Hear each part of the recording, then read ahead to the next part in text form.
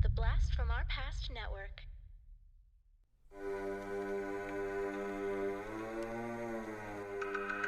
Podcasting After Dark presents TV Obscura, a deep dive into underrated and unknown television shows from our youth. Cartoons, sitcoms, cop shows, and much more. Sit back and enjoy some nostalgic fun with TV Obscura.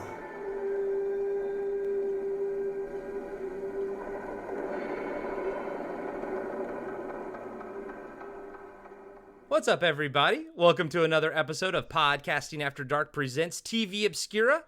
I am 1/3 of the TV Obscura team. Joined with me, as always, is Zach, the total snackage shaver, and Diallo, the Armageddon Jackson. Woo! What's up? And this month, we are talking quirky crime dramas / comedies from the 80s. It is a wild ride, and I am so happy to finally dive into Matt Houston, a show that we've been talking about probably ever since the Hawkeye episode of TV Obscura, but I wouldn't be surprised if we were talking about it previously.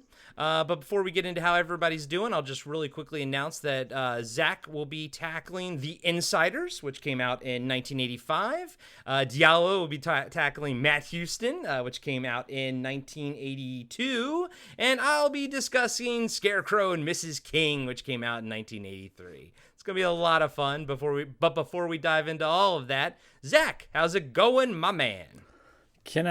Well, you guys can't see this, but I have a big smile on my face.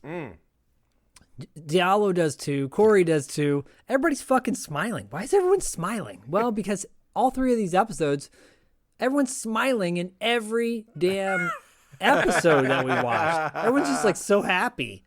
They're like, this is TV money. This is some good shit. Yeah, I'll smile. Yeah, I'll play whatever the hell I want to play. Whatever you want me to do, I'll do if the money's this good. Because apparently it was pretty good back in the day. So TV money, baby. It's where it's at. Get that TV money, baby. When you texted, why is everybody smiling? What did I write? Cocaine. Yeah, cocaine. Cocaine. I think Lee Horace Lee's mustache holds 3 grams. Just kidding. And of course, it makes me think of Don Cleveland in The Adventures of Ford Fairlane. What's this asshole smiling about? Exactly. That's what I was thinking when I was watching Matt Houston the whole time. But we'll get into that. No, I'm doing good. We'll get into all that. Diallo, how's it going, buddy? It's going good. It's going really good. Just living life and doing things. Living that podcast life. Real quick, before we jump into everything, can you tell everybody about your new podcast that you have out? Yeah, I'm just started doing the Kino Bay podcast, and I'm doing it with a friend of mine, Jamie Smith. And we are currently reviewing Obi-Wan, the series on Disney Plus, and depending on how it goes after the series over, we might start reviewing some more Star Wars content. Anything from the Clone Wars keeps coming up, so that might be next on tap, and talk about some of the movies and our thoughts. And it's just a little bit of background. Jamie is more of a passionate in love with the Star Wars universe, and I am a grumpy, very critical about Obi-Wan, the character. So between the two of us, we like cover all the bases. And I try to be fair. I'm very fair. So it's really fun. You guys check it out. Very cool. Well, I'll have links in the show notes as always, and I can't wait to dive into it. My podcast backlog is insane right now, but I'm gonna bump that one up because I'm excited to hear what you're talking about over there. You're gonna give it a bump? You gotta give it a cocaine bump. Give it a. I took the hit that I was given, then I bumped again, then I bumped again. Said, oh, sorry, we're not reviewing Third Eye Blind's Semi-Charmed Life. I'm not gonna lie, I don't hate that song. I love that song, dude. I don't turn it off when it comes on the radio. Because I there's love some that song. songs that you've heard a gazillion times, but you still don't turn it off, when it comes No. on.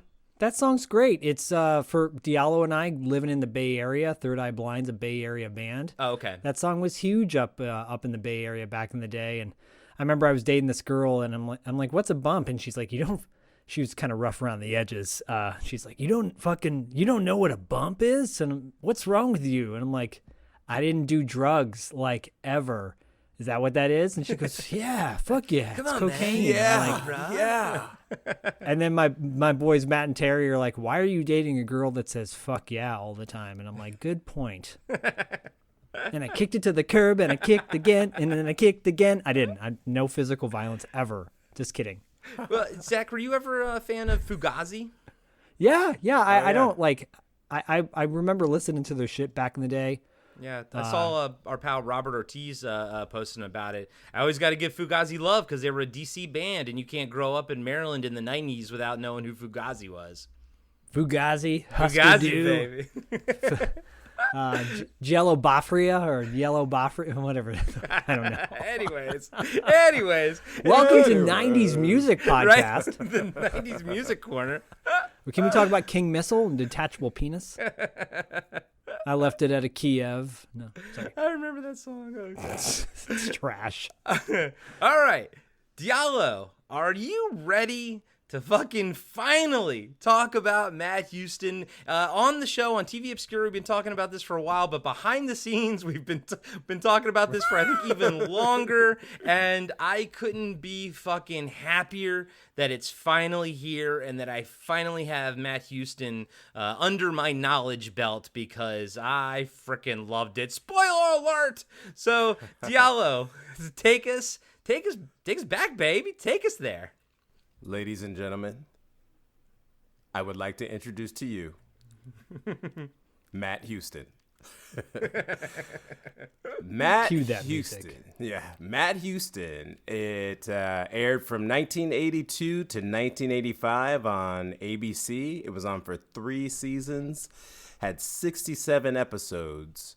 It was created by Lawrence Gordon, who also created a little show called Renegades that starred in Patrick Swayze, a young Patrick Swayze. He was the producer of lots of great shows and movies. You may have heard of a few of these: 48 Hours, Predator, Leviathan. And a little movie that actually it's probably the greatest movie that's ever made, called Waterworld. And I'm only laughing because Diallo adores that movie in a non-ironic way, and God bless you, my friend. God bless you. I love you for it. He also was associated with some. It's not as good as Waterworld, but it's called Boogie Nights. I don't know if anybody's ever heard of that one. A little small. Heard of that. Little small One of the indie greatest film. movies of all time. Yeah. Anyways, yeah, and it was produced by Aaron Spelling, who you may have heard. He's the father of Tori Spelling, which is his claim to fame. But he's also done a few small things. Produced like 90210, Melrose, Fantasy Island, Love Boat, Charlie's Angels, Dynasty. A little soap opera that I might try to do on this show one day called Sunset Beach. and Heart to Heart, and that's just like tip of the iceberg. Can I just briefly cut in really quick and say that Lawrence Gordon was also a producer of one of the greatest movies of all time besides Waterworld, The Warriors. Yeah. Yes. And Renegades was supposed to be like a Warriors-esque type TV series. It definitely was like the Warriors, and it had a little bit of that vibe of what do you call it? Stay Gold Pony Boy, The Outsiders. Yeah, The Outsiders. Yeah. If we can ever track down that pilot, by the way, we got to watch it. Yeah. But anyway, sorry. No, I had to give my Warriors shout out. Hell yeah, buddy. Yeah, so it premiered September 26, 1982. It starred Lee Horsley. Who A.K.A. the mustache from Heaven. He was a helicopter flying, classic car driving, cowboy hat styling, mustachioed profiling, rootin' tootin', six-gun shooting, super wealthy businessman, son of a gun, Matt Houston. Woo. Woo. Woo. Woo. And Matt Houston was basically he was a very wealthy and successful businessman, originally from Texas. He was basically a cowboy who lives in L.A. and they put the emphasis on Hollywood. And he takes on detective cases as sort of like a hobby. So a lot of the episodes is him avoiding doing his working his business, and he takes on cases where often people he knows get killed, and he tries to go discover who killed them. It also starred Pamela Hensley, who very near and dear to my heart because she played Princess Ardala on Buck Rogers in the 25th Century. Yeah, and the outfit that she used to wear on that definitely, confirmed my interest in women at a young age. Sweet belly button. Belly button. Yeah. It was actually like Princess Leia's outfit. Now that I think about it, the slave outfit. Now that I think about it, yeah. Oh, yeah. She played C.J. Parsons, who a far cry from Princess Ardala. She was Matt Houston's attorney. She's kind of like the business brains of the operation. Kind of kept him on the straight and narrow. Not really the narrow, but the straight. Was she also the narrator, sort of in between? Sometimes that they had in at the beginning, at the end. Was that her as well? I'm not sure, but it probably was. I'm pretty sure it was. Okay. Yeah, in the pilot episode, I know that they had a narrator and it was her. But to be honest, I was paying more attention to the robots in the episode we watched. Yep. The robots voiced by Frank Welker. Yeah, I know. Yeah. After the first season, there was a detective called Lieutenant Vince Novelli. He was played by John Apea. He was in things like Ironside, $6 Million Man, Police Story, and a movie called Honky. Which I saw that and I just thought that was funny. It was Hunky or honky or hunky? Honky, like shut up, honky. Yeah. Well, he was also the killer in Bullet too. Oh, he was. Oh, nice. Yeah. And with that, honky was a love story apparently. And he was after the first season, the role was the space was taken over by Lincoln Kilpatrick, who played Lieutenant Michael Hoyt. And he was in a little movie called Fortress that you might have heard of. Yep. And in prison. And then it also in the later seasons starred Buddy effin Ebsen, who played Uncle Roy Houston, who's Matt Houston's uncle. Beverly Hillbillies, Barnaby Jones, Davy Crockett. Just like, he's a legend. And I was gonna. Sorry, I didn't mean to interrupt you again. Well, of course I did because I did. But I didn't mean to interrupt you, but I'm gonna. But I'm gonna interrupt. John Aprea also was in American Anthem, that '80s gymnastic movie with Mitch Gaylord and Janet Jones. He played the asshole dad in that. Janet Jones. Wow. If you guys have never seen American Anthem, go watch it. It's good shit. Buddy Ebsen too. He was like a mayor of some city or town or something. Like in real life? Yeah, I think so. So. It wasn't mayor of Beverly Hillbillies? No, he was like he owned a town or at some point. I don't know. Because he had all that Texas tea. Yeah. He did. He got that Texas tea, baby. Yeah. Buddy fucking Ebsen. I mean, yeah, just like Buddy Ebsen. That's just like for a show like Matt Houston. That's just amazing. Anyways, George Weiner, who played Murray Chase. You know him as Gillette in Fletch. He was in Hill Street Blues. Corey, you might be introduced because I know you were watching Mary Tyler Moore show recently, right? And he was in a spinoff of that, Rhoda. He played Principal Walter in Wildcats. I think you guys. He was also in Spaceballs. Yeah, I was gonna get to that. Yeah, he played. I was gonna be my last one. He played Colonel Sanders in Spaceballs. He was also in a show called She's the Sheriff. I don't know if either of you guys remember that. It was with Suzanne Summers. I actually remember watching that. And he played a deputy on that show. And he was also on one of the greatest shows that has ever existed on television, Days of Our Lives. Anyways, the show was full of a plethora of guest stars, such as Who? Yeah, Chuck Connors, who played sort of like the foil evil businessman to Matt Houston on recurring episodes. James Shigata, who played Tagaki in Die Hard, the business executive. Heather Locklear appeared, Scatman Crothers, Rebecca Holden, who played April on Knight Rider. A guy that's actually pretty close to my heart, Judson Scott, who kind of had like a background role in Star Trek, The Wrath of Khan. He was on various episodes of TNG. He's on X-Files, but he's also on a show that at some point might do on TV Obscura called The Phoenix. He played the lead character in that.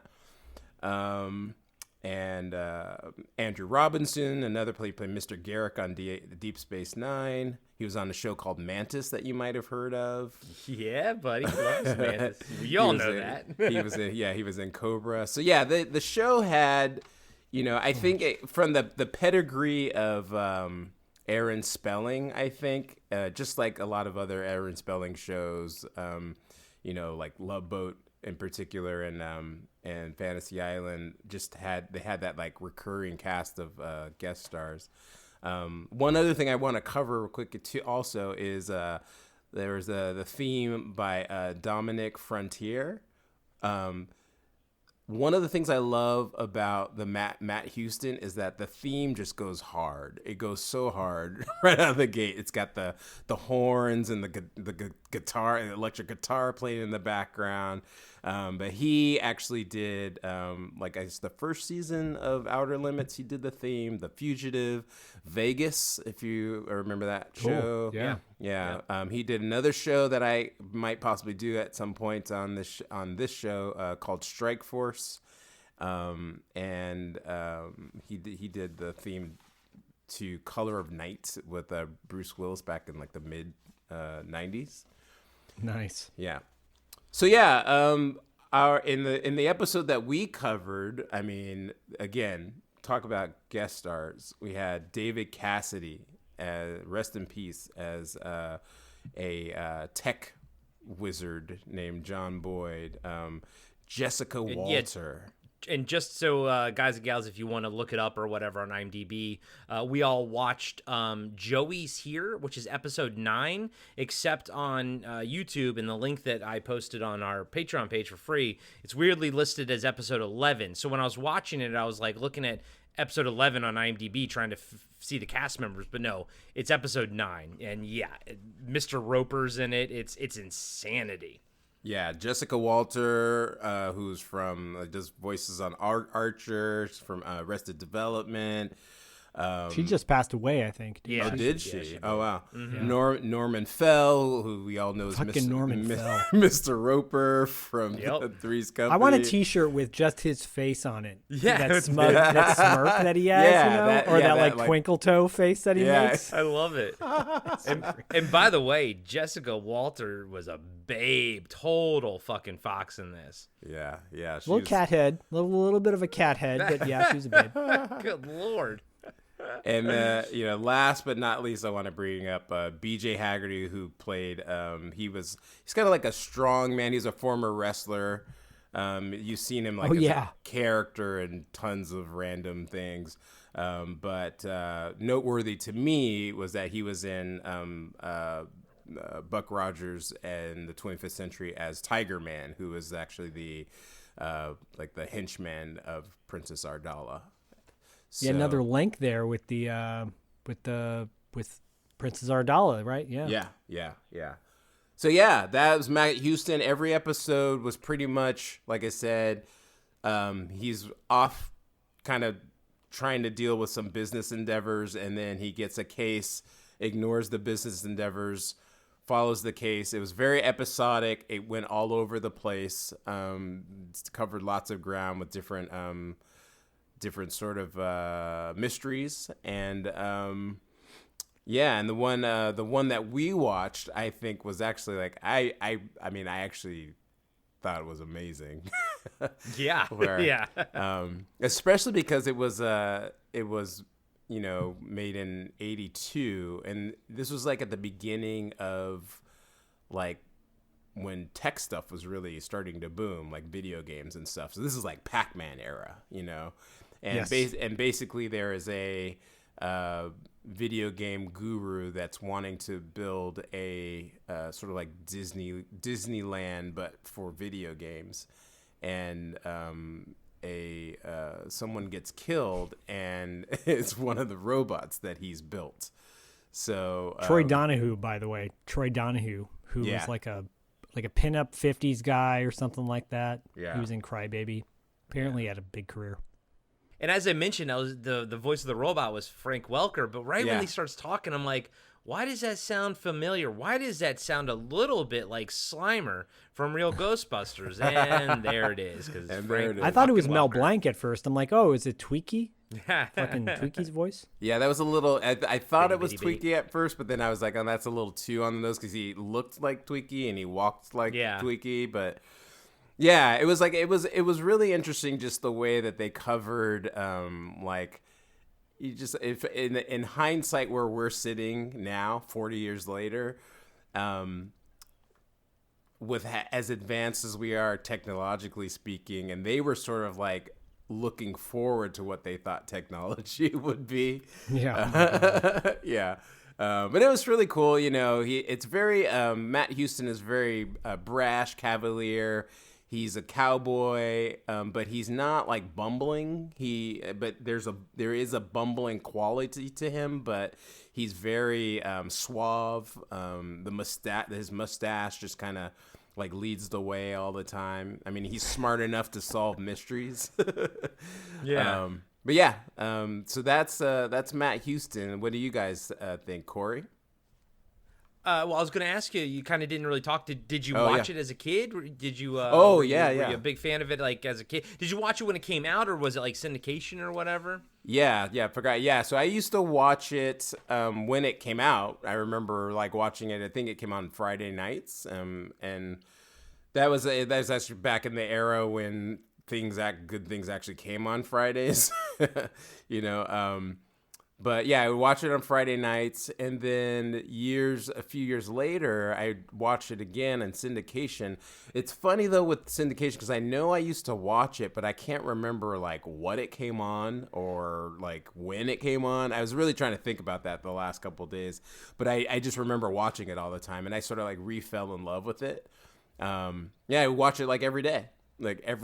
Matt Houston. And it was like I watched it as a kid, and I didn't quite get everything about it, but then when I watched it older, when I say I was older, I was like either in late high school or early college, but I sort of like revisited it, and I was just like, oh man, this show is really cool. Like it just, it was always just like the brashness of it, and the fun, and the action and adventure, and but then I hadn't watched it since then. And I think I was telling you the other day, like, as much as I watched that show, I could not remember one episode. Yeah, Yeah. That's how I feel about Scarecrow and Mrs. King as well. Yeah. But yeah, dude, fucking Matt Houston, man, I've been hearing about it from both of you. It never came across my desk. I was pretty young when it came out, so you don't have a lot of agency over what you watch when your parents are sort of watching stuff as a kid and everything. So it never kind of came in front of me, never even heard of it until you guys started talking about it. Like most things here, I didn't do any sort of research going into it. So when I first popped this episode in that you gave us to watch, I didn't really know what to expect. I thought it was going to be a bit more serious, but I think for the better. It is not very lighthearted, but it has elements of lightheartedness to it. It has elements of silliness to it, never at the detriment of Matt Houston, even though you said he's kind of has this little bit of an element of bumbling to him. Like when his brakes get cut in his car, he's going down the hill and everything like that, and he has to kind of like drive it. He kind of has a little bit of a goofy expression on his face. Right. It's not like he's not like the perfect, like James Bond, like I'm going to get out of this situation no matter what. Like he was like holding on for dear life, and I liked that bit of humanity that he had, and he's so very different than Hawkeye in this verse, in that show Hawkeye that we covered last year, I believe. He's so much different. He's got so much more, I think, comedy to him in this, and I really enjoyed that. I thought the energy of the show was a lot of fun. I can see why anybody would gravitate towards it at a young age. It seems like it has a very, it's very easy to sort of consume, And I liked like little things, and I think they would appeal to people. Like, his office is fucking amazing because he's rich, and he's got so basically has a cool like home base essentially. Even though he's not a spy, he's not a superhero. There's these weird elements of super spy and everything, and I guess it just comes from the fact that you have so much money you can kind of buy whatever you want. But I really enjoyed it. This episode in particular, it was the only one I watched, but I do want to actually move forward with it because I loved it so much. But this episode was fucking wild. Like what they were like kind of proposing, like what was going to be the future of like this like entertainment genre, and like it essentially boiled down to people being in a maze, sort of being chased. Hold on, not people, girls in almost wet t-shirts and short shorts, being chased by robots and sprayed down with water. And I had the same reaction of Matt Houston when Cassidy was like, "Okay, we don't need to see any more," and he's like, "No, I want to see more." I'm like, yes, I want to live in that future, whatever they were proposing here. But yeah, it was fun. Just judging from this one episode, I liked his assistant or the lawyer that he was working with. I liked the vibe of it. I liked what was happening, and I thought it was a lot of fun. And Matt Houston was freaking awesome. That mustache is freaking awesome. Mustache rides, ladies and gentlemen. Mustache ride for $10,000. That was buddy. when I first watched Hawkeye years later. It threw me off because he didn't have the mustache in there, and that's just like Lee Horsley. And then, I saw him in like lots of other things in years. He was in a lot of like TV stuff, some miniseries and stuff. But he always had the mustache, and then it was gone, and it just. That was such a part of him. Yeah. And I like the idea that he has this giant like company that he has to run, but he's like, "Oh no, I want to take these cases instead." It's a Batman sort of thing. Again, it's got these weird elements of like super spy / superhero, but yet he's neither, which I find infinitely interesting. You know what it is that he's a boy. That's what it is. There you go. Yeah. Yeah. That's what it is. He's just like he's like doing what a boy would do, right? Like he's just like I'm riding horses today, and he's like doing his business calls, and he's like, "Oh, this is boring." And then like I'm just gonna go like, "Oh, there's a mystery over here. I'm gonna go do this," and he kind of avoids the business stuff the whole episode. People walk up to him with like files or whatever, and he's like, yeah, and so he's a boy. He just wants to have a good time. He just wants to have fun, you know. And Yeah. you know what? I am here for that energy, man. I am fully on board for that energy. So only two things I'll just say, you know. The only other note I had was it was a long ass intro, by the way. As much as I dug it, it was a long fucking intro, man. They definitely cut it.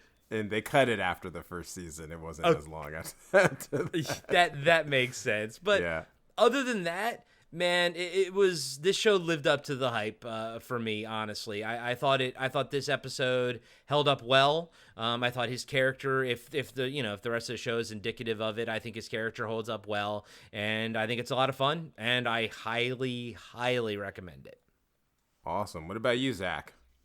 Okay, my thoughts on Mustache Red and Matt Houston. I mean, first of all, like Diallo, I watched the hell out of the show as a kid, but can't remember anything now. So watching it now, it was like fresh eyes. I'm like, I don't remember any of this, but I do remember watching it as a kid. I remember being the only one in the house, like, I was home alone watching it at night and had, I think it was on like prime time or 8, maybe 9 o'clock, perhaps. I forget exactly. Yeah, it was when. late. It was late night, 9 or 10. Yeah.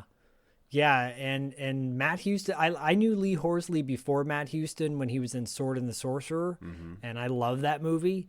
And he was sans mustache in that. And then when I saw him in this, I was like, it's like Burt Reynolds in Deliverance back in the day. And then he gets the mustache, and look at him now. Actually, Burt Reynolds would be like a perfect, like maybe this was written for Burt Reynolds originally, because I could totally see just the way he plays himself off and that kind of comedic swagger that he has. Yeah. You could have easily put in Burt Reynolds there, and it would have been gold, like Smokey and the Bandits kind of thing. That you said, like, that comedic swagger. I see what you're saying. Like, yeah, it's a Burt Reynolds thing. Yeah. Yeah, totally. And then Burt Reynolds was one of the few people that could truly pull that off. But Lee Horsley pulls it off and then some. What is the line at the end of the opening where his lawyer is like, "Gotta cock your guns" or something like that? Yeah, something I love like that. Yeah. I always love that. I was like, that's such a badass way to end the opening credits. Yeah, Joey's world is so bizarre now, because now what we know about technology and what they didn't know back then and they were just speculating is really hilarious.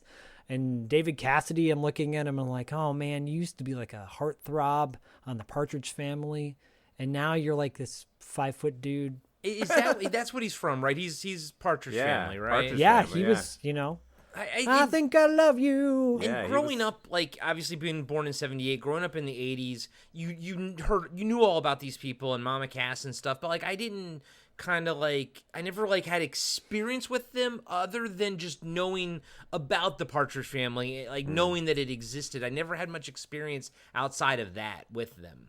Yeah, I think probably you probably watched it, right, Diallo? Because I didn't really watch the Partridge Family. I didn't watch. I mean, I've watched a metric shit ton of Partridge Family, but I don't really remember watching it when it was airing. But I watched it and it was in reruns all the time. That and Brady Bunch. So, but he was like, he's he's a heartthrob. Him and Sean Cassidy at the same time, right? Was that his brother? Sean Cassidy, Sean Cassidy, who apparently still like performing. He performed at the El Rey down in Los Angeles not that long ago. But seeing David Cassidy in that role, and I'm like, oh man, that must be hard as a young actor when you're like a teeny bop, on the cover of Tiger Beat, and now you're kind of playing like this schlubby video game sleazebag, who's literally giving the women a wet t-shirt contest. I'm like, dude, this is, but the misogynistic 80s vibe is so nostalgically fun, because you're like, man, we can't do any of this nowadays, but it's entertaining as hell. And I think this was the show I watched when I text you guys, and I'm like, everybody's fucking smiling all the time, and it's like, yeah, everyone's having a good time. It has such a lighthearted vibe to it, even though you're dealing with murder. So, even when like the little robot Dealy Joey or whatever kills Troy Donahue, and you're like, Yeah, this guy just got murdered, and The we're robot kind of just laughing too. walks away. So much fun, and I want to revisit this entire series. I didn't realize it was on for so many episodes, which is fantastic, and it ran for so long. It definitely is perfect for our show because I don't think many people know about this show. Like today's audience certainly does not. Our old school audience may, but maybe this is bringing a blast from the past. But yeah, no, I loved it. I loved everything about it. Kind of had like a 70s vibe in an 80s show. Yeah, well, it also skirts that, like, 83. You still have that feeling of the 70s. I've been watching a lot of Knight Rider at night before we go to bed, and Myra doesn't quite like pay attention to the story or anything, but she's infinitely fascinated by the styles and everything on that show. And it is interesting because I think that was like 81 or 82, like really early. And so the earlier seasons had that 70s vibe to it, but then it goes from like one season it goes from like just straight up goes to 80s like the next season. So I always find like the early 80s is always interesting to me because it always has that 70s look to it, Yeah. But I love that though. I mean, you're it's click. What do you call it? It's hitting all the bases for me. Yeah, totally. And I can see why. Like I said, man, Matt Houston was a fun fucking show. Seriously. Like, I really can't stress it enough. It was a lot of fun. And a lot of times, I don't know, I just thought it was going to be a drama or something, but it had this fun element to it. And once you guys said Burt Reynolds, I'm like, I get that vibe, and I really don't want to call him a poor man's Burt Reynolds. No, and because I'm I not think saying he has a different vibe to him, but he's definitely has a channeling Reynolds a little bit, but he's definitely his own thing in this. Yeah, and I also,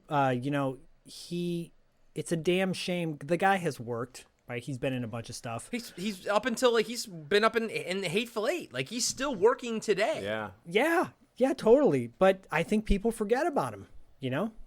I think people were like, "Oh, that guy Lee Horsley. Yeah, wasn't he in a bunch of shows in the 80s and 90s?" No, the guy's been in fucking everything. Yeah. Good pick, Diallo. Thank you for finally bringing it to TV Obscura. I'm so happy we got to watch it. One real quick thing I want to say, like, because I noticed this when I was watching the episode, and they touch on it a little bit because he's a little bit suave and taps into that James Bond thing a little bit from the 60s and 70s, where that misogynistic element's there. But I was actually watching this episode, noticing how even though it was there, it still like wasn't as bad as we think of the past being when it comes to misogyny, even though like a lot of the women are damsels in distress and they kind of like they kind of fall into these roles, but it still was sort of sanitized for TV and like a broad audience. So it wasn't that kind of thing where I think people like to say like it doesn't hold up because of some of those elements. I actually think it's still passable to watch. It's not one of those ones where it's like super cringe. Like obviously the girls and the walking through the thing was that I was like that was getting up on that line. But there's not a lot. There's not like references to people's sexuality and that kind of stuff where in a pejorative sense where it makes it like we can't touch this anymore. So just wanted to say that before we totally. And I want to clarify that too. Like it's there's something fun about it though. It's like it feels harmless. Yeah, and that scene that Diallo is referring to, that was a bit overt, but the rest of the show really wasn't like that one scene, And even Matt Houston was like, "What's going on here?" Like even he was surprised, So yeah, it's got a fun energy to it, and I'm 100% there for it. So I definitely recommend Matt Houston to anybody who hasn't seen it. Yeah, no doubt.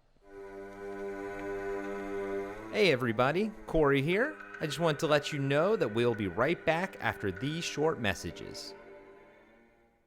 On the winter solstice, when the lasting darkness threatens to descend upon the land of Atalan once united, Magi in training, Wilt Garen, and his shepherd, warrior in training, Bredain Adair, must find an ancient lost weapon before the ultimate ancient evil returns to the world of Eos.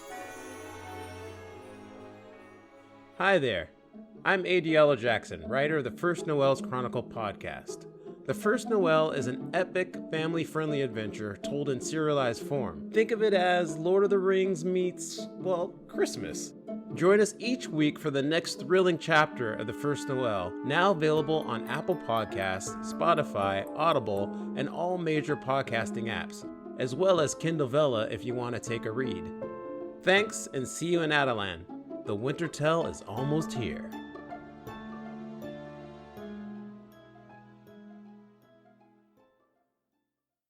And now, back to the show. All right. Another show that I recommend.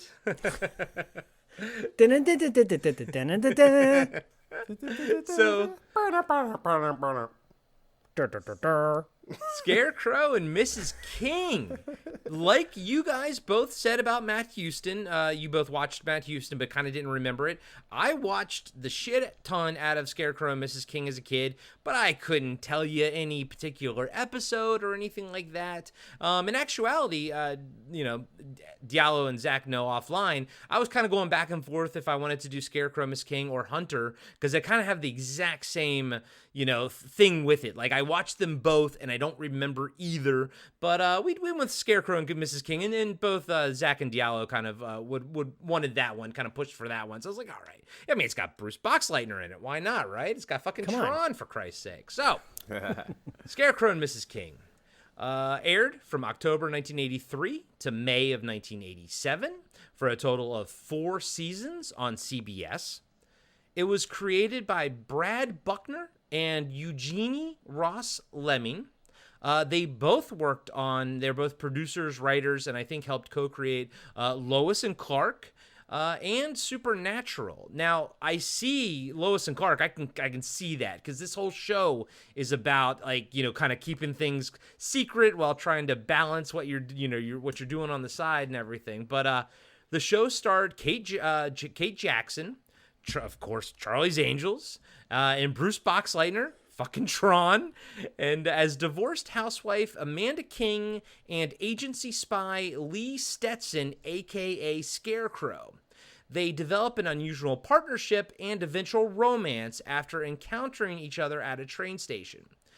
King and Stetson have to keep their relationship secret to keep her family safe. Hijinks ensue. Some notable cast, overall, Beverly Garland. She was in It Conquered the World. Mel Stewart, we know him from Dead Heat. And Martha Smith, we know from Animal House and Broadcast News. Yep. So basically, he's a spy. He works for just the quote-unquote the agency. I'm talking about Scarecrow, Bruce Boxleitner, a.k.a. Lee Stetson. So he works for this agency, which you kind of assume they're the good guys, right? But they don't have a name to them or anything. And they have a really cool, underground base and whatnot. So he's a spy. He kind of bumps into, we watched the first episode, and I actually watched the first and the second episode, but he bumps into Mrs. King at a train station, has to give her this package, and then to deliver to somebody else because he's in trouble. She kind of doesn't do it. He tracks her down to sort of get it back. Again, hijinks ensue. She kind of gets brought into the world, and she's got 2 kids. She's recently divorced, got a mom that she's living with and everything, and it's a lot of fun watching them try to she has to make up excuses why she's not at home for something. He's kind of apprehensive about bringing her in as a spy and everything, but after she does such a great job on sort of the first case that she's involved with, that his boss, played by Mel Stewart, kind of brings her in and everything, and they just kind of get closer and closer, and it's very episodic. The second episode, they have to go and be husband and wife in the suburbs, and there's jokes like, oh, nothing dangerous ever happens in the suburbs, and shootouts happen and stuff like that, and it's a lot of fun. And rewatching it now for TV Obscura, I'm like, I can see why I loved it as a kid. I'm not gonna lie to you. I cannot confirm whether I knew as a kid that Scarecrow was Tron. I don't know if I actually fucking knew that at all. But I can only tell you, I can assume that was a part of me liking the show was because I must have had some kind of recognition to him. But also, too, it takes place in D.C. There's a lot of stuff that's actually filmed in D.C., which is really neat. You can tell they filmed some other stuff in California, too. But it looks like they tried to do a lot of pickup shots in D.C., which I really, really liked. And the energy, kind of like Matt Houston, the energy of this show is very... it's not quite tongue-in-cheek. We're not talking about Get Smart or something like that, right? But it has this element of amusement and humor to it, but yet there's still an element of threat. People can still die and everything, but Scarecrow and Mrs. King aren't gonna die. It's just not gonna happen. And then, of course, slowly over time, they have a relationship and all this kind of stuff happens, and it kind of I think it ended with them, getting married. So I think we actually saw the actual fruition of their relationship and whatnot, which I think is really nice. But again, I remember loving this as a kid. Didn't understand why his name was Scarecrow as a kid, but okay, I get it now. It's his code name. Didn't remember a single episode from it, but watching these 2 episodes now, I loved it. I was like, I felt like a kid again. Loved seeing the 1983 fashion and everything. Thought it was awesome. But more than anything, I really, really liked Kate Jackson and Bruce Boxleitner together. I think that's why the show probably worked for as long as it did. They had a fantastic chemistry. And I've watched Charlie's Angels, but I wasn't a huge Charlie's Angels fan as a kid. So I didn't really recognize her from that. I mostly recognize her from this, but I loved it. Loved it as a kid. Love it now. Wish it was on Amazon Prime or something. I would watch the fucking shit out of it if it was. But right now, the best quality version you can find is on Daily Motion. So go check that out. Zach, what did you think of Scarecrow and Mrs. King? Well, I think it's safe to assume that Kate Jackson is the first official vocal fry type actress. Because I'm watching this and I'm like, she was vocal fry before vocal fry. I didn't watch Charlie's Angels, but I remember she was always the friend that comes along for the ride. No, I knew she's one of the angels, but she was the Miranda on Sex and the City. That's who she was. Totally. Yeah. I was good. Yeah, I was going to ask you guys, what was she the quirky nerd? I can't remember what she was on Charlie's Angels. Yeah, she wasn't she wasn't one of the hot ones, quote unquote. She was one of the, she was the passable brunette. Which is ironic because I think she's very beautiful, but I think so too. Well, and I remember seeing her in Loverboy, which is a really great Patrick Dempsey comedy. Great and movie. She's got a huge role in that. Great movie. And great. It's so good. So everybody needs to go and watch that. But like you, I watched the hell out of this as a kid. And again, I don't remember any of it. So watching the pilot again, I was like, oh, I like this more now because I didn't get it back then. The subject matter was just wasn't of interest to me. I didn't care for the romantic storyline because I was playing with my GI Joes and I wanted action. And but the music, I was like, man, this music just hooks you in. It's so much fun. It reminded me a little bit of Cloak and Dagger's score, the 80s movie, just in that playful yet spy. I love it's playful, but also there's an underlying threat through the whole thing. Yeah. And then in the pilot episode, John Saxon pops up, which is really cool. I was going to mention that. I think he's only in the pilot because he doesn't go away, but I think he's the main boss. But then after that, you only only work with Mel Stewart moving forward. Which makes sense. I mean, at the time, John Saxon was a pretty big deal. So getting him as a cameo is a plus. The show's so much fun. I agree with you. The early 80s fashion is hilarious, especially her embodiment as a housewife with just the ridiculous decor on the walls in the house and the dynamics with the kids. It's a really cool concept. That probably has been done since, but maybe this is like the framework for all of that, the benchmark. I loved it. I loved watching the pilot again. It goes by super fast, just like Matt Houston did, but in a different way. This has a different pacing to it. It's more like Matt Houston does have it has a, what do you call it? Matt Houston does have a broadcast, and so does this, but they're different in tone because Lee Horsley carries the show. Without Lee Horsley, there is no show. But in Scarecrow and Mrs. King, there's like the storyline with Scarecrow, the storyline with Kate Jackson's character, Mrs. King, and then the storyline with the two of them together, and which is so neat. There's like three things going on at once. There's almost like not enough time in the episode for everything. And I do think from the ones I saw, they do a good job of packing everything in. But I think that goes to the point of what you're saying is it's a really fast show. It goes by quickly, even though it's an hour-long show. Because there's a lot going on. Yeah. And so, again, I think it's great that we picked these three distinctly different shows because they all have a different tone to them. But again, everybody's fucking smiling in this, except for John Saxon. He doesn't smile. No, not at all. Not at all. He never smiles. But yeah, no, I loved it. Nice. That's awesome. I'm happy. Diallo, what's your experience with Scarecrow and Mrs. King? Yeah, I mean, just like kind of echoing what you both said. I mean, I actually remember sitting down to watch the premiere way back in the day. That I distinctly remember that night, like at my grandmother's, and I think me and my cousin were watching it. And then going to school the next day and talking about it. Oh, see that show? Yeah, it's weird because it's like I knew Tron was in it, I think at the time, but there's like a disconnect, maybe because I was a younger brain and there's like a disconnect, right? So I knew it was Tron, but then I didn't care per se that it was Tron. And then, that wasn't like a point that you dwelled on because he does a good job of just becoming Scarecrow.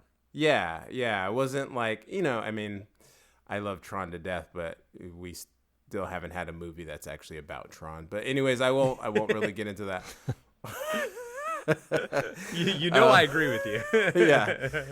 But I think for a lot of people, I will speak for the people of the time. I think a lot of people showed up because of Kate Jackson, actually, and because Charlie's Angels, just a few years before, and even I think around that time, it was one of the biggest things ever, and so yeah, her going on to a new show, it was, I kind of think of this as like a vehicle actually for her especially and for Bruce Boxleitner, but it was more like, I think like it was like, oh, let's give her a show, and they built something around her.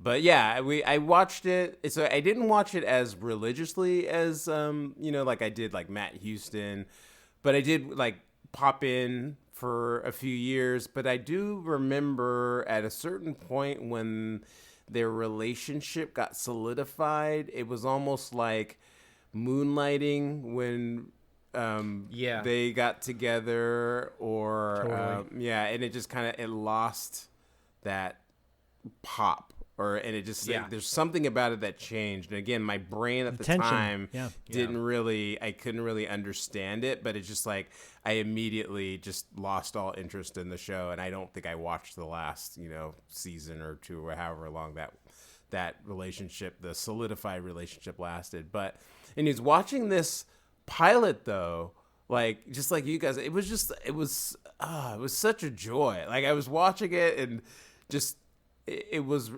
partly remembering the time. I think like, this era of TV is like so important to me because as I'm watching this, I'm just remembering all these other shows that were on all the other networks at the time. Even if I didn't actually watch them, I know all the theme songs, and I'd watch parts of them and stuff. Hardcastle McCormick and stuff. They all came on around that time. Heart to Heart, I love Hardcastle. Yeah, and so it just took me back to that time, and there's an innocence and a fun about it that I don't think like I think we're too cynical now to be Yeah. able to really do Yeah. a show. Like I often say like, oh, they could redo this, but I don't know that we could redo this show in particular because there's like a innocence about it, and the straightforwardness about it. And I think we're so cynical that either they would go too dark or they would like make fun of the concept, which I don't like when people do that in reboots either. Right. But yeah, it was really fun. It was really great. Simple concept, but it's also genius at the same time. And Yep. yeah. So I actually want to go back, just like with Matt Houston. I actually want to go back and find like the previous seasons and just rewatch them. If I can have them on in the background, I would love that. I would absolutely love it. Same. Yeah, if this was also streaming somewhere free or even with ads, I don't care. Just as long as I can stream it somewhere, I would love that. But yeah, I'm glad you guys both liked it. I agree with everything you both just said. I think this definitely inhabits a particular time and everything. And it's like you said, it's also a vehicle for Bruce Boxleitner and her. And it's like, I just can't picture anyone else in there. And they both have a very specific quality about them that I have never really seen other people sort of, inhabit. So I just, it is what it is. And I don't, I just want it to live where it lives. And I think it's worth revisiting if you have never seen it or if you have seen it before. I think it holds up as well as you remember it does. One thing that I actually think is pretty interesting about the concept, actually, and for its time also, is that Kate Jackson is like this divorced mother, and especially at the time, like divorce wasn't as like, divorce now is like oh, we're breaking up, like no big deal. Yeah.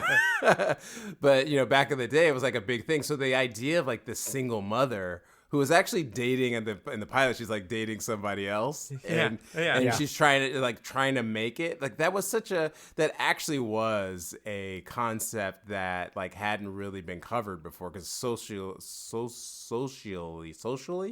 it hadn't been a thing that we had really touched on, kind of like the video game stuff in the Matt Houston episode, So I don't know, I just like the way that I just thinking about the way that her energy that she brought to the role made me think about that, because she was kind of like capable. It was almost like she wasn't given credit for having brains, and she was actually able to do all of the spy stuff a lot easier than the spies were able to do, because she just was able to make observations that they weren't able to make. So it just it was like a empowerment kind of a role for her, like especially in this era, 1983. Totally. It was like kind of in that regard, it was way ahead of its time. Yeah, I want to elaborate on that because I didn't think about that until you just sort of made your point. She doesn't bumble her way through the cases. Like, she handles them competently with no training. She just sort of does things as she thinks would be probably logical or whatever, but she gets like sort of in danger. She gets herself out of that danger. She kind of like I said, she doesn't like just bumble her way through it. She's capably making it through it without any spy training. I think that's an important aspect of her character that I think they handled correctly. She's a strong mom. She's a strong mom. Yeah, and it's the hardest job in the world, right? Right. Yeah. Yep. This is the hardest job in the world. Amen to that. And it's almost like if she had been born in, like, it's almost the message of it is like if she had been born in an era where women were given more like agency and leeway to do those sort of things, this is where she would have ended up in the first place. I think that's kind of like one of those underlying messages you can pull out from it, and that she belongs there just as much as anybody else does, essentially. Yeah, she just wasn't because of society or whatever. She just wasn't given that route or opportunity to, but she. Given the things in front of her, she handles it literally like a pro. Yeah, totally. She does. Yes, she does. Glad you guys like that. Loved going down memory lane with you for Scarecrow and Mrs. King and for Matt Houston. But Zach, You're gonna take us home, and as per usual, your pick is the deepest of the cuts, almost to the point where the episode we had to watch on YouTube had like a timestamp on it and everything, because it's like it was for the composer to actually use, and everything. But for me, this episode's a hat trick because I love all three shows, including The Insiders. Zach, you want to talk about that? You want to talk about what the serial killer cop from the Dead Zone is doing afterwards? That blew me away, by the way. Hey everybody, Corey here. I just wanted to let you know that we'll be right back after these short messages. Imagine being one of the last people on Earth, being trapped alone with something not human, something always watching, something always waiting. What would you do? Where would you run? Where would you hide if you were haunted for 7 winters alone? Podcasting After Dark presents 7 Winters Alone, a dystopian haunted house story by David Irons. Available now in paperback and ebook. And now, back to the show. Yeah, no, so yeah, Corey's right. This is one of this is definitely the deepest cut of our episode. Don't bother trying to go out and find this series outside of the pilot that is on YouTube. And Corey's right; it's the composer's copy, so that's why it has the timestamp. And then somewhere mid episode, there's a weird glitch where the producer like rewound it and then played it or something. It's a fever dream moment, but it's worth it. This show will probably never see the light of day because of the fact that it very similar to Miami Vice. There's so much music in this series that probably so much needs Phil to be, Collins. Yes, so much music that needs to be licensed probably. So we'll never unfortunately see the 13 episodes that aired, but The Insiders was a TV show that aired in 1985, the fall of 85, for 13 episodes. Apparently 16 were officially shot, but only 13 aired.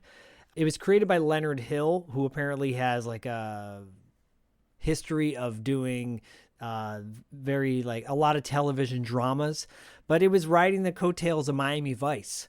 And so, obviously Miami Vice was hot in 84, 85 and on NBC, and ABC wanted to compete with that. So ABC picked up this show that was very different in premise, but had a lot of elements that Miami Vice obviously kind of started. It stars Nicholas Campbell from, The Dead Zone, and that's one of his biggest claims to fame. He plays Nick Fox, a undercover reporter for a newspaper called Newspoint, and he is he's aided in his episodes by like an ex-con kind of hustler named James Mackey, played by Stoney Jackson. I'll get to him in a second because there's a lot to talk about regarding Stoney. And Stoney, the backstory is that Nick was the only one that believed in Mackey, got him out of prison, helped him kind of change his life around, and now he's committed to Nick. And so Mackey knows that Nick's an undercover reporter, and the newspaper editor is Alice West, and she is played by Gail Strickland, who I'm like, she looks really familiar. I know her from Seinfeld. She was on a couple episodes of Seinfeld. Oh, there you go. Okay. Apparently she was on Dark Shadows with Kate Jackson was on Dark Shadows as well. Oh, so there's a nice little connection there. There's always a connection with one of our shows. Always. She's like the editor of the newspaper. She knows Nick Fox's identity as well. I watched this show religiously as a kid. I think I probably watched all 13 episodes because what hooked me in was the intro music to this show. Mm-hmm. It was the song Just a Job to Do by Genesis is in my opinion, one of the best Genesis songs that is not super well known. It's got a great hook.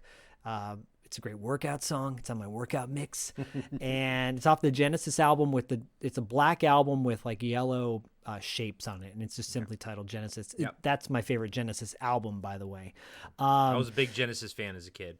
Yeah, that album, if you don't know it or haven't heard it in a while, go check it out because it's so good. But yeah, that song hooked me in. And the kind of Michael Mann-esque title cards and like just the way it's edited, blah blah blah. But that from that point forward, that's about it. The connection with Miami Vice. Nick and Mackie have a great relationship together. Very heartfelt in the pilot episode.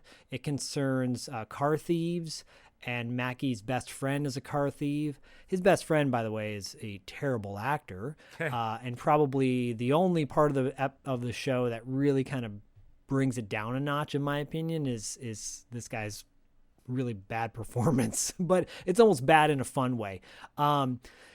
Then Nick and Mackie try to break up this car ring that's going on. And it's very like all the episodes following that are very cookie cutter in that sense of like, you know, a lot of crime, and they're busting people that, you know, have done things that are illegal. So, but this show had a lot of cool guest stars as well. At one point, Michael DeBar's is on a lot of episodes, and he was Michael DeBar's. If you don't know who he is, he was a front man for like an England pop band back in the 80s. He was in like 9.5 Weeks and a ton of like 80s. He always played like a kind of a cool bad guy in a lot of movies.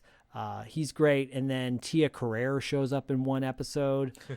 Diane Franklin, a Podcasting After Dark interview alum, shows up in an episode. Lynn Whitfield, before she was anything kind of big. Stacey Nelkin from Season of the Witch, Halloween 3, shows up in an episode. Like, again, great Paul Koslow, who was from our favorite stop motion robot movie, Robot Jocks. And he shows up in an episode. Dean Devlin, the producer director now, but who's a mainstay in a lot of 80s TV shows and movies. Belinda Bauer, who was I know her from RoboCop 2, but she was also in Flashdance and UHF. Yeah, I mean, a lot of, like, again, I can list off all the people that are in these shows, but you'll never see them because the only episode that exists is this pilot episode. But it's a pretty damn good pilot episode. The relationship between the two leads is great. It's a lot of fun. I interviewed Stoney Jackson for a $2 late fee, and he talked about The Insider on that interview. And he said in the interview that ABC wanted this show because of the whole Miami Vice thing. The producer, though, this was his baby.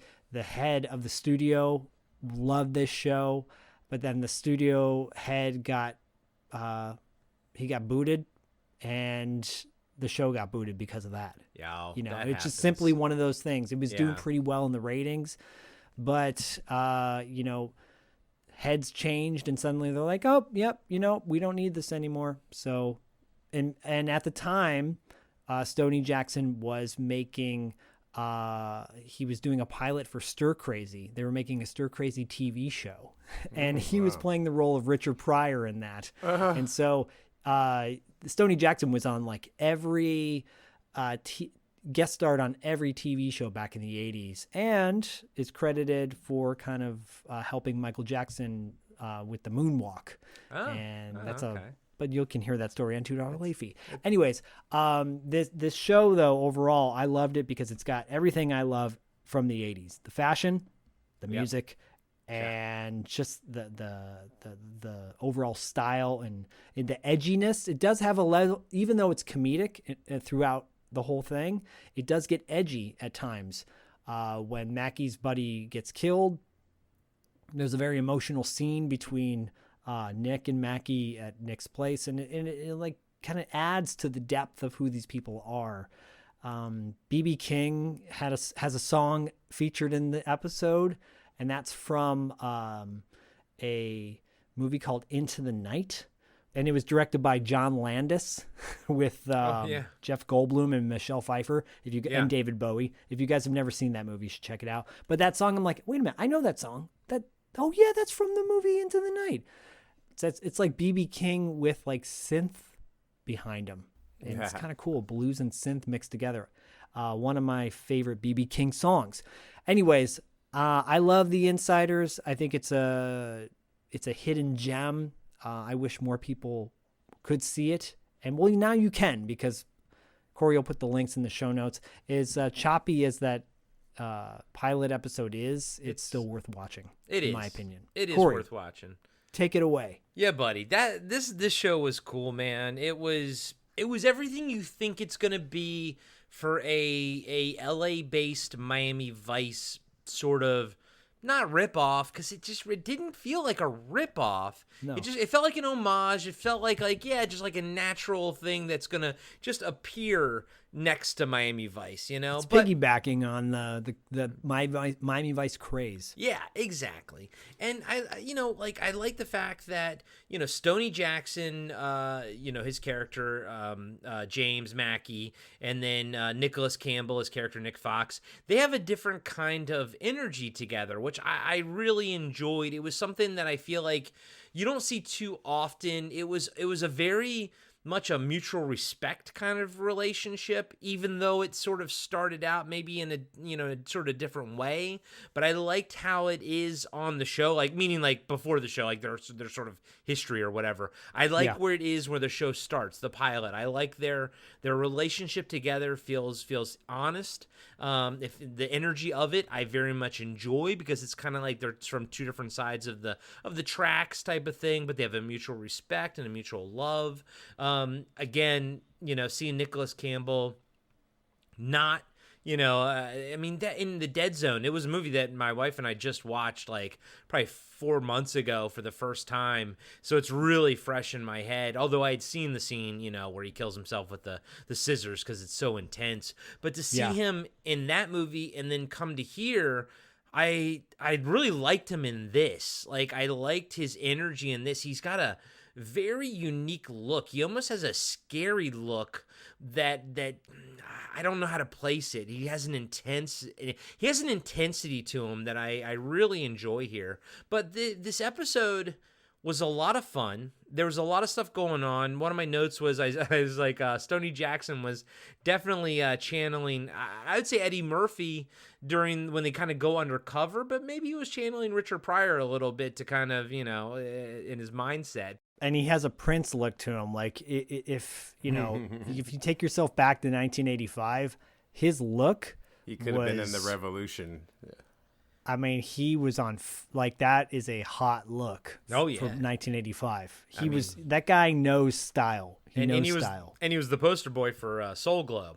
But for sure. But like, one of the things, so you mentioned his friend, and I agree with you, he wasn't the best actor, but that scene where he gets killed, what I liked about this show, or at least this episode that we were able to see, the guy that kills him, right? I think his name was Felix or something on the show. Yep. I like that guy wasn't like a complete bastard. Like, you could tell that he was kind of like didn't want to do it, but sort of had to do it. And yes, it's things that we see nowadays, like giving even minor characters some grayness to them is something we see nowadays. But I don't think it was as prevalent back in 1985 when this first came out. So that was that indicated to me that this show was kind of firing on a different level than I think, was probably the norm at the time. But the episode as a whole was a ton of fun. Totally different from the other two shows that we watched, tonight. And I definitely get the Miami Vice vibes from it. Do I think this has the same legs that Miami Vice has? Probably not, because Don Johnson's in just a whole nother category. But I think given a shot, this show could have had some legs for sure, because it was a lot of fun. This episode was a lot of fun, just like the other two shows, in a different way, of course. Yeah, I would say I would agree with you on the Don Johnson tip, and I would say that, Don Johnson, as much as I love Philip Michael Thomas, and I do, Don Johnson kind of carried the meat of the acting in that series, kind of like Stoney Jackson, carries the meat of the acting in this. And from what I remember, the episodes that progressed, it was very equal. It's about who got screen time on this show. It was very much 50-50. And you're saying about Nicholas Campbell having like a unique look. He has like a gaunt kind of look to him, and not your typical like hunk, like leading man kind of look. Yeah. So I think that's what offset the two of them had, were just different looking as well, you know. And they met on a movie prior to this called Knights of the City. If you want to see like a really fun offbeat movie, it's about a gang that wants to like become hip hop artists in 1985, and it's directed by Leon Isaac Kennedy, I think, from Penitentiary fame. Oh wow. Knights of the City, That's and you cool. guys should definitely check that one out. It's not directed by Leon Isaac Kennedy. I think he wrote it, but it's that's free on YouTube. You should, and it's like kind of Nicholas Campbell and Stoney Jackson both have big roles in that. They did not know Nicholas Campbell got this show, The Insiders, and then Stoney came into audition for it, and the rest is history. But and there you go. And before Diallo jumps in, I just want to reiterate how obscure this is because of Zach. If you look on IMDb, if you go to the actual episodes, there's only one picture for the pilot. The other episodes have no pictures whatsoever. And the one picture that there is for the pilot is a screen cap from the YouTube video that we watched, because it has the timestamp right in it. Wow. So guys and gals, the link that I posted on Patreon, it's free. If you're listening to this on the free feed, I always post the episodes we're going to watch. I always post them for free, so you don't have to be a Patreon member. But you will see the only episode that you can find is the link that we have for this show. So I dig deep, guys. I dig do. deep, and I'm also the reason I chose this one in particular was because I'm a huge Stoney Jackson fan. Like I said, he's on $2 late fee, the interview. But if you don't recognize him right away, he was Bird, the lead singer of the Sorrells in Streets of Fire. So there you go. Diallo, what are your thoughts on The Insider? We watched a little bit of it together. Yeah, so I actually, when we were watching it together that time, it was one of those complete, total memories unlocked, because I was like, oh my God, Nice. I used to watch this. Like, I used to watch it every night. And I did not even remember the show until the moment we were watching it. And I was like, yeah, I remember this. I used to watch this. I used to love this. And what you were actually saying about how it was canceled kind of brought back like a memory, because I remember like it just was gone all of a sudden, and I didn't know why. And I remember just kind of being like, oh, it's gone. And then, you just kind of move on with life. But that explains like what happened to it, because actually I do remember it being like pretty engaging and a show that I would look forward to in the evenings when it would come on. But yeah, one of the things that like the draw, I think, as being a young black kid in the 80s was Stoney Jackson, actually. And he was in Beat It, right? And Yep. he was in The White Shadow, which is that is like was a classic show for growing up. And 227. Yeah, 227, another show. Like, these are all shows, it's like being black in the 80s. Like, you watched all of these things, but it was almost like he was a part of like that community. So it was like he was, I feel like he was a bigger star with like us than he might have been in like sort of like popular culture. He was on every cover of like teen beat type stuff too back in the day. Yeah, he had that look, right? He had the look like this in wrestling, right? And so he definitely, and it was like he never quite like hit big like you like kind of would want him to, I think, but it doesn't matter. He was like a cool dude. I remember the show, and like one of the things I actually liked about it was that like obviously it was it was like a spin on Miami Vice, but they weren't like law enforcement. So he was like he was a undercover investigative reporter, and then Stoney Jackson's character was more of like a street hustler, but like he had made it, right? So he had all the hookups, and he wasn't into bad stuff, but he just kind of like, he was very like, he knew about stock tips and, and all that stuff. So he was the guy. Had a great car like, too. Yeah. And so it was like, I liked that dynamic because it was kind of like playful and fun, but like, because it wasn't like cops, they could play a lot looser with things. And there also was like a little bit more of a sense of helping the people that needed help. Like you kind of get out of like the A-Team and that kind of stuff. Totally. Burn Notice. Yeah, that's a great comparison. But one thing I want to go back to just real quick is the friend. I mean, I actually had to do research for this, and I couldn't find it. And I think because Zach, you picked a show that's so obscure that I think this is so obscure that he's not even credited for this, but I believe he is played by Benny. Benny's my name from Total Recall. Diallo, I thought that too. I can't find him. I looked it up. Yeah. I know, and because on IMDb for this first episode, even that guy Felix is quote unquote uncredited, so it's only the main people. But as I was watching it, I felt the exact same way. I was like, is that fucking Benny from fucking Total Recall? From Total Recall? Yeah. Total Recall? Yeah. Kim Cattrall? So I truly think it's him, and like given Let's just say it is. Let's just say it is. Yeah. No, I mean the fact that you thought so, you and I both thought the exact same thing. Yeah. And it could have been earlier in his career or whatever, but it could have been somebody else. But I definitely thought it was him. But one of the again, one of the things, kind of like with Midnight Caller, actually we did a little while back. Like, because it was in this era, I remember obviously Miami Vice had they were just known for the, Phil Collins. I Can Feel It Coming in the Air. I mean, that was the biggest thing at the time. Yeah. And so they were really big on putting music into these shows to set the mood. And watching this episode, I know you already covered Into the Night. You covered Just a Job to Do by Genesis. But they were, Smooth Operator came on, and I almost lost my mind. Smooth Operator. Yeah. Yep. And then Relax by Frankie Goes to Hollywood. Yep.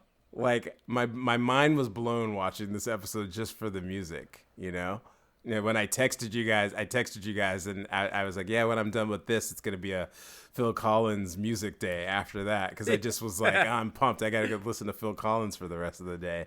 Because it was just like, they kept playing the theme song over and over, but I think they didn't play it enough in my opinion. So that part was really great, and like kind of again setting that 80s vibe, but it was in the 80s, so they weren't trying to set an 80s vibe. They were just being what it was, and I really loved that. I really loved it. I love it, and it breaks my heart at the same time knowing that unless someone had bootlegged these episodes, we're never going to get to see the other ones, because the music alone, and rightfully so, the artists need to be paid for their music, but you're never going to see it because the studios won't shell out the money for it, which they should, because this show's unique enough to be revisited. The licensing or whatever fees for Genesis alone and Smooth Operator probably will outweigh anything that they make back from releasing. And I get that. Like I totally get that from a business standpoint. I really do.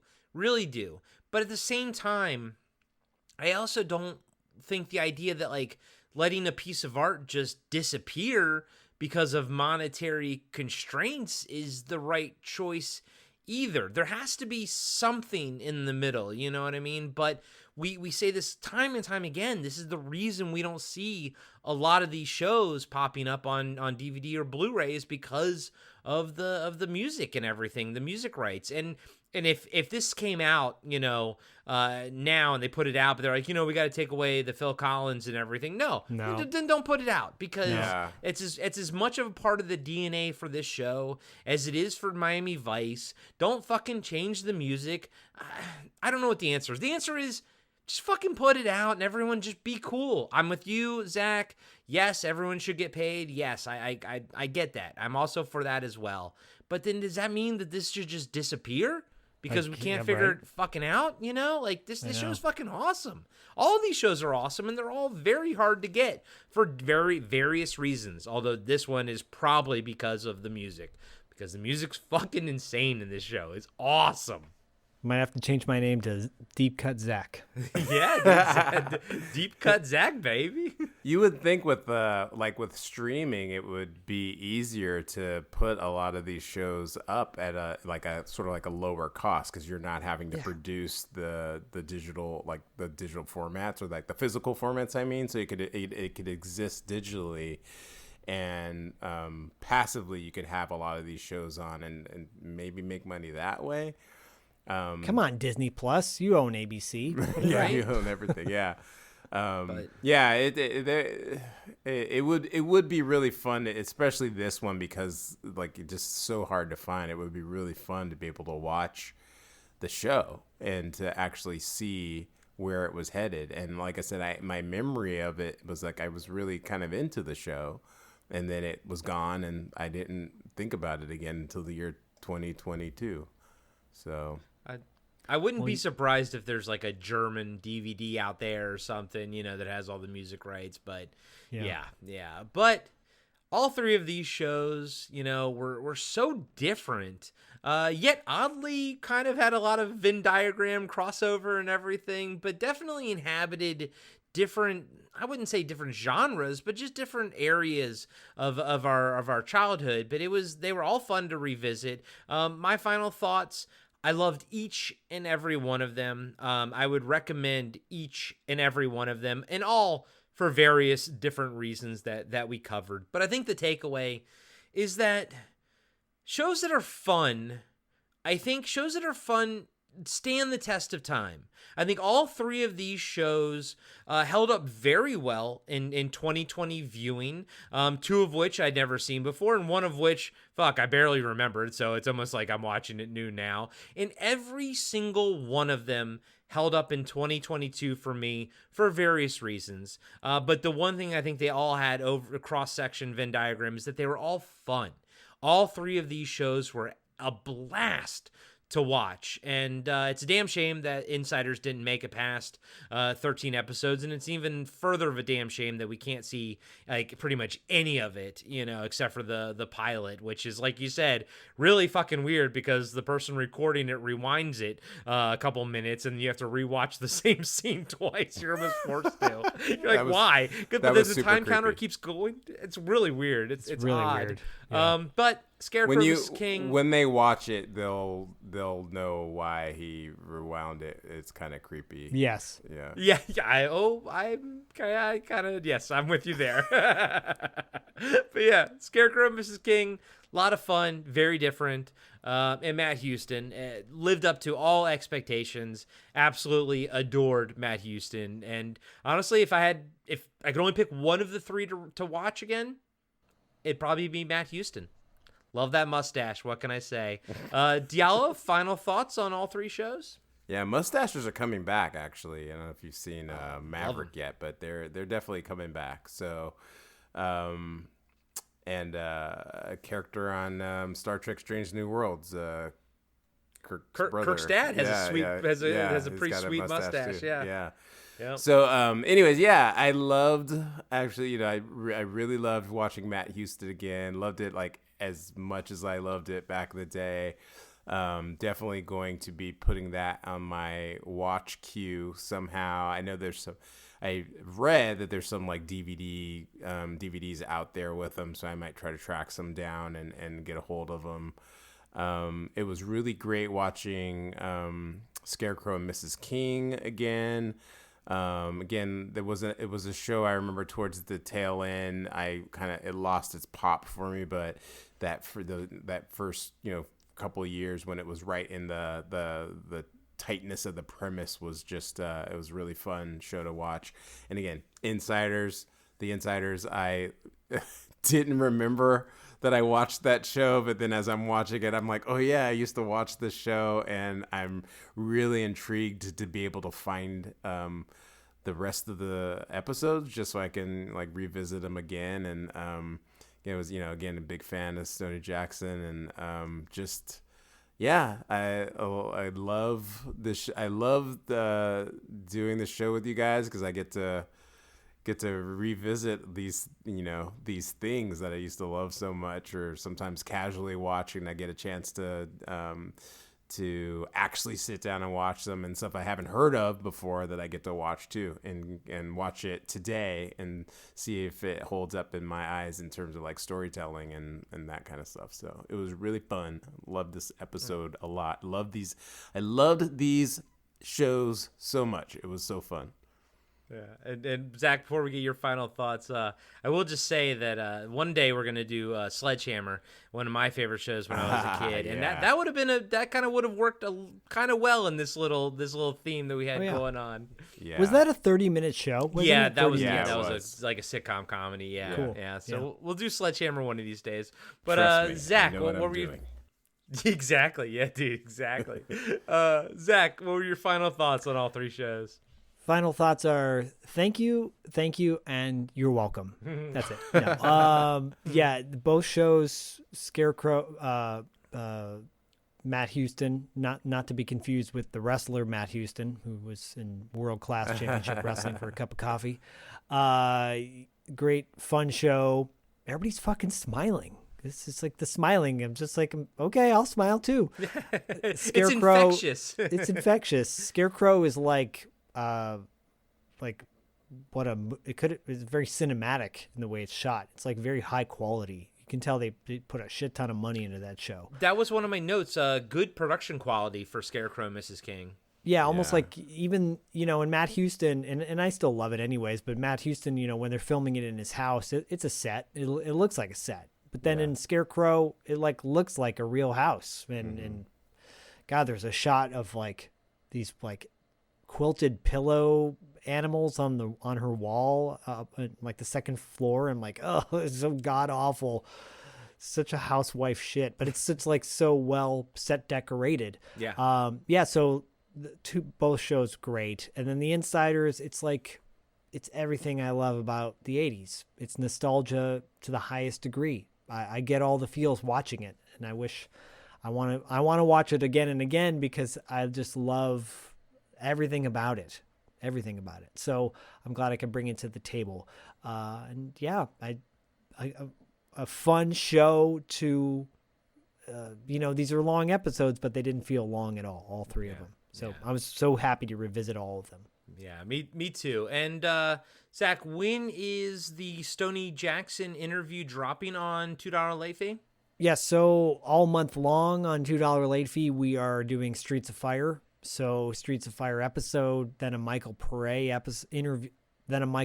interview, and then Stoney Jackson's interview will drop at the end of the month, June 25th. Okay, so a And- couple weeks after this drops, essentially. Yeah. So look for that and find out the movie he turned down for The Insiders. Oof. And the career path he might have been on if he hadn't taken The Insiders. It's very interesting stuff. Well, I have my Streets of Fire Blu-ray that I just got. Never seen it before, but Zach, obviously we've been talking about Walter Hill and everything, and I'm excited to watch it. I showed it to Myra because you said, "Oh, make sure Myra watches it because you think she would like it." And yeah, she read the back of it. She was like, "Oh yeah, I'm all over this." So I plan on watching that with her. But we got to watch Death Spa first. It's a higher priority because we're recording the review for that next week. But I'm excited to watch Streets of Fire, dude. I can't wait to have you watch it. And I just found out it's playing next month at the Aero Theater in Santa Monica, 70 millimeter. Oh, and 70 millimeter. That's nice. I saw Lawrence of Arabia projected in 70 millimeter at the it's called the Silver Spring Silver, AFI Silver in Maryland. And let me tell you, it was fucking amazing. Yep. So you know what Diallo and I are doing on July 15th. And you know I'll be jelly. Yes. Oh, are we watching a movie? Or what are we doing? Yeah. No, I'm just kidding. Yeah, no, you're coming with me to go see Streets of Fire. On July 15th. I was like, what's happening What now? are we doing? You know you will. You know you want to go. No, I definitely do. Diallo. I've never seen it, so yeah, it'll be fun. Oh shit. Okay, well there you go. Yeah, Two I'm- people who haven't seen Streets of Fire. Very excited. Nice. Diallo, you plugged Cano Bay early on, but how's the First Noel Chronicles doing, buddy? First Noel Chronicles, I just released a chapter last month. I'll be doing another one by the end of this month. I'm really excited for the next couple chapters coming up because we're really starting to get into the meat of action and kind of setting the tone for like who our characters are going to be for the rest of the story. That's it. So it's working on other projects here and there, and but right now, Cano Bay, and it's actually we've done 2 episodes. It's actually turned out really well. Again, Jamie Smith's co-host and kind of like leading the ship because you know me, I just like to show up and Yeah.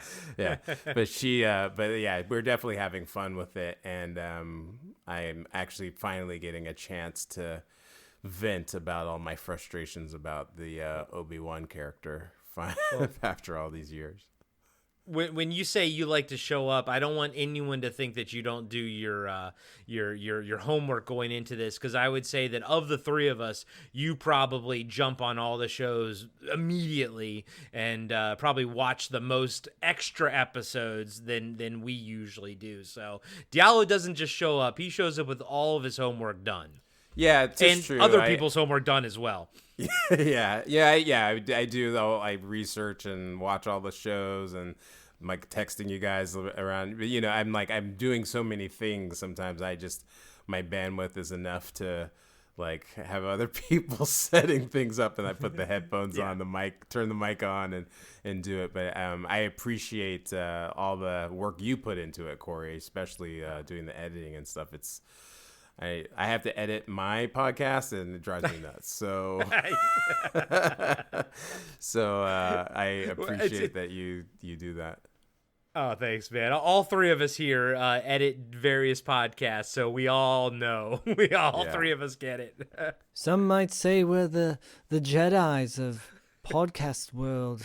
But I'm going to fall asleep now because I'm Obi-Wan Kenobi and I'm tired and flat. This is the way I talk. Anyway, sorry. I'm just glad he hasn't said hello there yet. He's too depressed in the show to be any fun. Why do you say I'm depressed? I don't know why I do the same thing and pack meat and give it to my little chimchurri camel man. Y'all got to check out Cano Bay. Come on now. And of course, Zach and I this month on The Carpenter Factor, we're getting into the meat and potatoes, baby. As you all know, last month we covered his second made-for-TV movie, Elvis. That was something. Y'all got to listen to that too, because that was.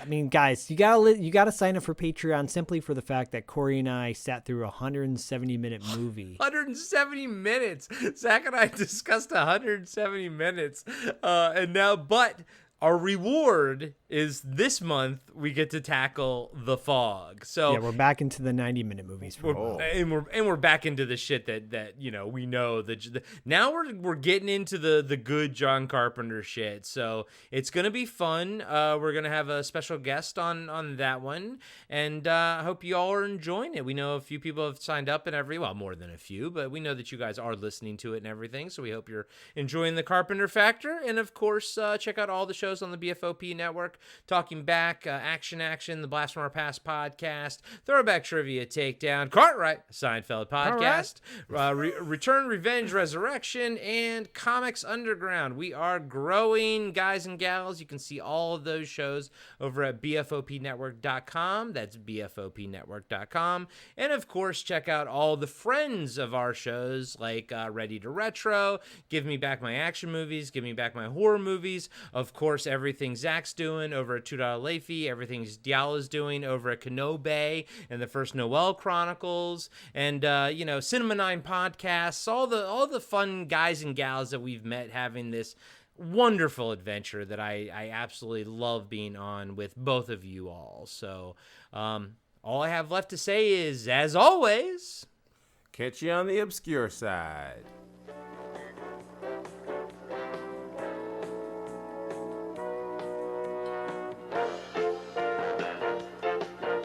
Be sure to subscribe to Podcasting After Dark and give us a 5-star rating on iTunes. Support Podcasting After Dark on Patreon. Follow us on Instagram and Facebook at Podcasting After Dark. And visit us next time for another installment of Podcasting After Dark with Corey Stevenson and Zach Schaefer.